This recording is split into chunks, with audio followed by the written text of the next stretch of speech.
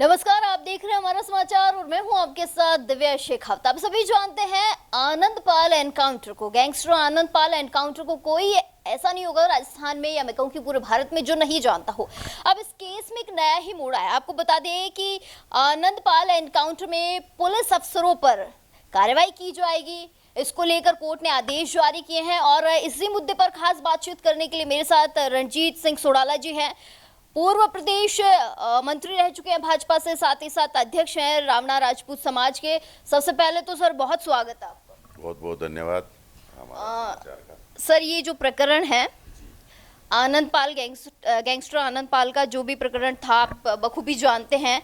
इस पर जो भी पुलिस अधिकारी थे उन पर मुकदमा चलाने की बात कल से कही जा रही है। क्या कुछ कहना है इस पूरे प्रकरण? देखिए, मैं पहले दिन से इस जो आंदोलन हुआ था उससे जुड़े हुए थे और हमें पूरा विश्वास था कि तात्कालीन सरकार द्वारा पुलिस द्वारा भ्रमित रूप से जो प्रचलित किया जा रहा था कि इनकाउंटर हुआ है, ये सरासर हत्या थी। और जो हाईकोर्ट के आदेश है कि कोई सरेंडर कर देता है उसके बाद उसे नहीं मारना चाहिए। और ये पुलिस प्रशासन ने पूर्ण रूप से एक षड्यंत्र के तहत आनंदपाल सिंह की हत्या की थी। ये हमें पूर्ण विश्वास था। और इसके साथ के साथ समाज के जो लोग थे, प्रबुद्ध लोग, उस समय एक संघर्ष समिति बनी थी, उसमें मैं भी शामिल था। और ये शुरुआत मैंने और सुखदेव जी ने की थी। उसके बाद में श्री राजपूत समाज द्वारा मेरे से एक पत्र लिया गया। उस पत्र में लिखा गया था कि हमारे को आपस में मिलके ये अन्याय की जो वहाँ है, अन्याय हो रहा है, उसके विरुद्ध आंदोलन करना चाहिए। तो हम सब ने मिलकर, 36 को हमने मिलकर वो आंदोलन किया था। और उस आंदोलन के बाद ये एफआईआर लगने के लिए आया था, लेकिन कोर्ट ने उसमें प्रसंज्ञान लेते हुए और इन लोगों को मुजरिम बनाया। हम संविधान के साथ साथ न्यायालय की पूर्ण रूप से सराहना करते हैं कि एक अच्छा निर्णय लिया न्यायालय ने। और ये इस तरह के जो इनकाउंटर हो रहे थे राजस्थान में हुआ है, एक बहुत चर्चित मामला था ये। इसको कोर्ट ने जो प्रसंज्ञान लेकर जो इनके खिलाफ जो कार्रवाई की है वो उचित कार्रवाई की है। इसके साथ के साथ सीबीआई ने जो मुकदमा हमारे 21 लोगों पे, समाज के प्रबुद्ध लोगों पे, जिन लोगों ने मौके पे थे भी नहीं, कई लोग तो ऐसे बुजुर्गवान है, कभी चढ़े ही नहीं उस स्टेज पे भी, उनके खिलाफ भी झूठा मुकदमा दर्ज किया गया है। हम न्यायालय से गुहार लगा रहे हैं कि इसका भी निस्तारण किया जाए। और ये दोनों प्रकरण एक साथ ही हुए थे और ये दोनों सरासर गलत आरोपित किए गए थे हमारे पे भी। और आनंदपाल पे जो इनकाउंटर हुआ वो गलत किया गया, उसका हम विरोध करते आए थे। और विरोध के तहत हमारे काफ़ी लोगों को मारपीट भी हुई, बड़ा हरेसमेंट भी हुआ। हम ये चाहते हैं, राजस्थान की तात्कालीन सरकार तो हमारे कारण गई थी, इसी आंदोलन के कारण राजस्थान की उस समय की सरकार गई थी। और अब हम ये कहना चाहते हैं आप लोगों के माध्यम से, मीडिया के माध्यम से, कि इसके अंदर जो ये आरोपित किए गए हैं इन लोगों का नार्को टैक्स किया जाए। हम ये मांग करना चाहते हैं आपके माध्यम से, ताकि दूध का दूध और पानी का पानी हो जाए और सच्चाई सामने आए, आमजन के सामने आए और न्यायालय पे लोगों का विश्वास प्रगाढ़ हो। सर, आप तथाकथित सरकार पर सीधे सीधे आरोप लगा रहे हैं, साजिश थी। कौन से जो लोग थे, अगर आपको कोई नाम लेना चाहें उस समय कि ये लोग उसमें मुख्य रूप से शामिल थे या इन लोगों का हाथ था इस साजिश के पीछे? देखिए, मैं फिर आपसे वही बात दोहरा रहा हूँ, अगर इन लोगों का नार्को टेस्ट किया जाए तो निश्चित तौर पे नाम तो वो खुद ही बता देंगे, हमारे को आवश्यकता है नहीं बताने की। हम तो क्या पता सक्के भी पे बता रहे हो या झूठ बोल रहे हो। लेकिन जब नार्को टैक्स होता है तो उसमें सच्चाई सामने आ जाएगी कि इसके पीछे कौन था, पर्दे के पीछे कराने वाले लोग कौन थे। ये काफ़ी इसके राज खुल जाएंगे और जो सच्चाई हो सामने आ जाएगी। तो आपका कहना ये है कि आनंदपाल ने खुद ने ही आत्मसमर्पण कर दिया था, तो एनकाउंटर करने की कहाँ जरूरत? यही हम आपसे कहना चाह रहे हैं और यही आंदोलन का मुख्य मुद्दा था। और जिस तरह से उनके भाई ने बताया कि मैं साथ था, जैसे माननीय वकील साहब ने, मैं धन्यवाद देना चाहता हूं उन वकील साहब को भी जिन्होंने इसमें पैरवी की है। उन्होंने स्पष्ट कहा है कि उसके भाई को लाया गया और उससे पूर्व जो अधिकारी थे उन्होंने पहले भी सिलेंडर करवाया था। तो विश्वास तो हो ही जाता है इंसान का किसी पे, और विश्वास के साथ ये सब कुछ किया गया। ये एक षड्यंत्र के तहत किया गया था और किसके इशारे पे किया गया, नार्को टैक्स के द्वारा निश्चित तौर पे सामने आ जाएगा। हम आप सबसे यही कहना चाहते हैं। एक लंबे समय बाद आज थोड़ी सी उम्मीद जगे। क्या लगता है कितना जल्दी सरकार इस पर अमल करेगी और कितना जल्दी प्रसंज्ञान लिया गया उस पर भी कार्रवाई की जाएगी? देखिए, सरकार बदली है, नया स्वरूप आया है और जो भ्रष्टाचार इस तरह के जो काम हो रहे हैं उनके ऊपर मोदी जी ने और हमारी जो स्टेट गवर्नमेंट ने भी काफ़ी पेपर लीक को लेकर कई मुद्दों पे अच्छे काम किए हैं। हम सराहनीय प्रशंसा करते हैं सरकार की। तो निश्चित तौर पे सरकार ऐसे लोगों को और पुलिस प्रशासन के द्वारा गिरफ्तार करके और इनका नार्को टेस्ट का आदेश करवाएं। इससे काफ़ी कुछ बातें सामने आ जाएगी और जो सच्चाई है वो बिल्कुल स्पष्ट रूप से सबके सामने उजागर हो। यही राजस्थान सरकार से हम अपील करते हैं आपके माध्यम से।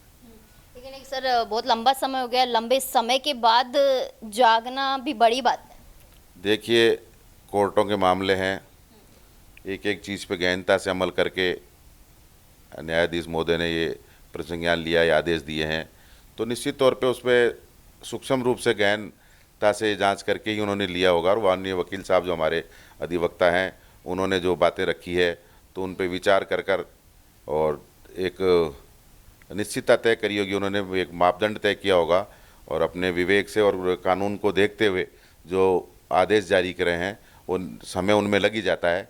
सरकारी काम होते हैं, प्रशासनिक काम है, न्यायालय के और भी काम होते हैं, लेकिन एक अच्छा निर्णय हुआ है और इससे हमारे जो लोग जो जिन पे झूठे मुकदमे लगाए थे और सामाजिक रूप से भी एक बहुत आत्मविश्वास लोगों में आया है कि वास्तव में न्यायालय में न्याय मिलता है, बाहर मिलो नहीं मिलो।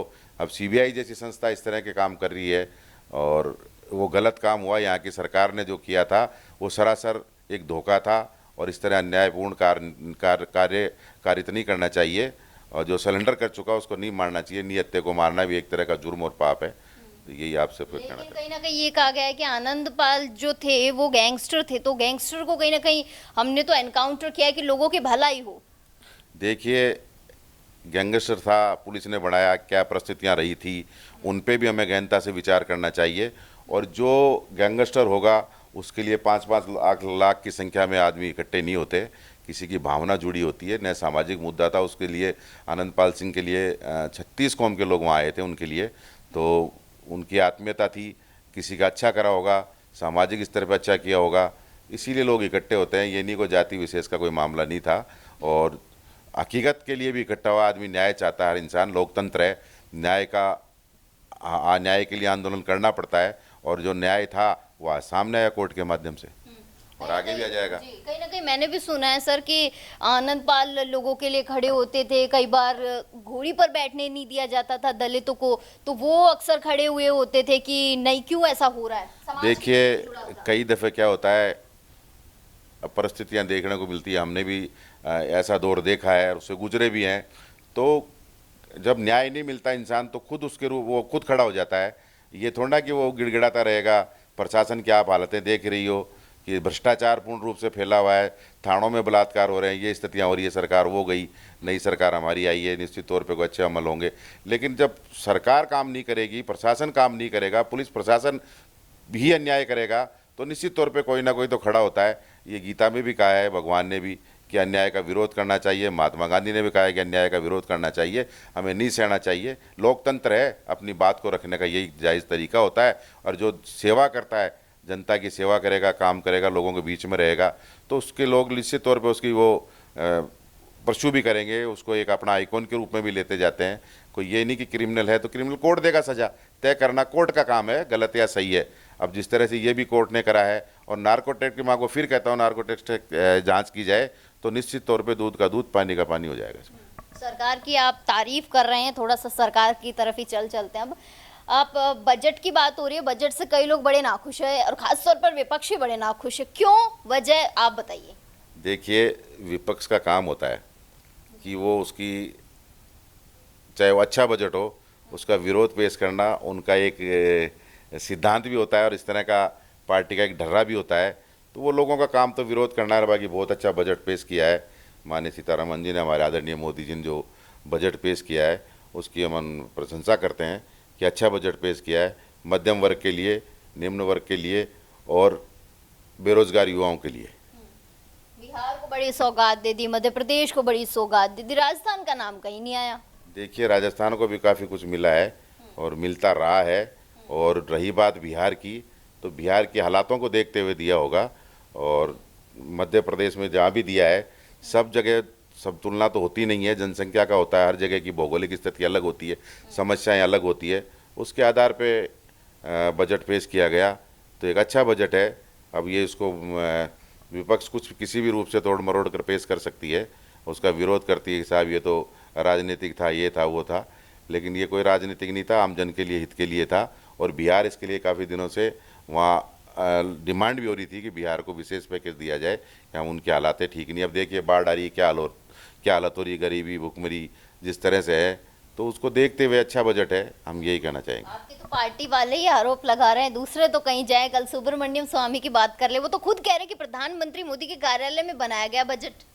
देखिए प्रधानमंत्री जी का गाइडेंस तो होता ही है, मुखिया हुए उनकी नॉलेज में होके तो होता ही है।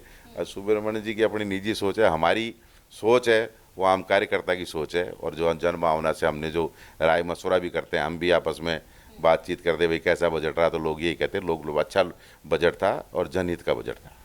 राजस्थान की बात करते हैं। राजस्थान के हित के लिए भजनलाल सरकार क्या कुछ करेगी? नई नई सरकार बनी है, पिछले मुकाबले में देखें और अब के मुकाबले में आपको क्या लग रहा है कि कांग्रेस ने अच्छा काम किया था या नहीं किया था, और या फिर बीजेपी सरकार अच्छा कार्य करेगी? देखिए कांग्रेस सरकार का तो स्पष्ट दिख रहा था कि अपनी सरकार बचाने में लगे रहे पूरे टाइम, आज इस होटल में, आज इस होटल में, आज ये छोड़ नहीं जाए, आज ये भग नहीं जाए, ये हालातों से उन्होंने अपना 5 साल का कार्यकाल पूरा किया है। हमारी भारतीय जनता पार्टी भजनलाल जी के नेतृत्व में जो काम हो रहा है, मुख्यमंत्री बने हैं, नए हैं, आम कार्यकर्ता हैं, 3 बार तो मैं भी उनके साथ काम कर चुका, बिल्कुल प्रैक्टिकल आदमी। और देश हमारे राजस्थान का हित होगा। और जिस तरह से अभी रिट को लेकर और पुलिस प्रशासन को लेकर जो दुरुस्ती जो चीज़ दिखने को मिल रही है, वो आमजन के हित में है और आम जनता को उसका अच्छा फ़ायदा भी मिल रहा है। और निश्चित तौर पे जनभावना भारतीय जनता पार्टी के प्रति अत्यधिक हुई है। और 5 सीटें जो आने वाले चुनाव हमारे हैं, वो भी निश्चित तौर पे भारतीय जनता पार्टी जीतेगी। चलिए, बहुत शुक्रिया सर। तो आपने देखा कि मेरे साथ रणजीत सोडाला जी थे, जिन्होंने आनंदपाल प्रकरण के बारे में बहुत कुछ साफ किया है कि क्या कुछ रहा होगा उस टाइम तथा कथित जो सरकार थी, किन साजिशों के तहत एनकाउंटर किया गया था। और धन्यवाद कर रहे हैं कि वर्तमान सरकार सहित जो कोर्ट ने जो निर्णय लिया है वो बेहद ही अच्छा निर्णय लिया गया है। और उन पुलिस अधिकारियों के खिलाफ जो जांच बिठाई गई है उसको लेकर रावणा राजपूत समाज में काफ़ी खुशी की लहर तो है ही, साथ साथ में इन लोगों का कहना है कि अब जल्द ही कोई ना कोई और बड़ा भी फैसला कोर्ट ले सकता है।